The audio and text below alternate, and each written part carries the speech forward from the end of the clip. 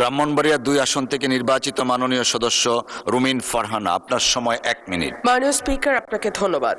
মাননীয় স্পিকার, আমাদের ব্রাহ্মণবাড়িয়া জেলার সরাইল উপজেলার 9টি ইউনিয়নে প্রায় 3.5 লক্ষ মানুষের জন্য একটি হাসপাতাল আছে যেটি মাত্র 50 শয্যা বিশিষ্ট, এবং সেই হাসপাতালটা নিজেই একটা রোগীর মতো, কারণ এখানে প্রয়োজনীয় সংখ্যক চিকিৎসক, কর্মচারী, চাহিদা মাফিক ওষুধ, অত্যাধুনিক যন্ত্রপাতি, এই সকল কিছুর সংকট বিদ্যমান।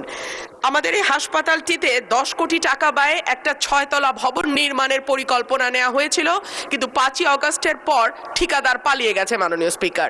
সো এখন ওই পুরনো দোতলা যে ভবন, যেটি এমনি ভবনটি দেখলেই রোগাক্রান্ত মনে হয়, সেই ভবনটিতেই কাজ চালানো হচ্ছে।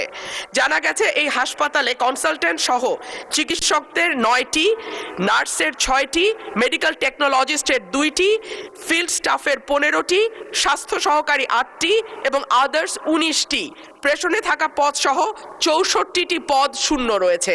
সুতরাং মাননীয় স্পিকার, ধন্যবাদ মাননীয় সদস্য।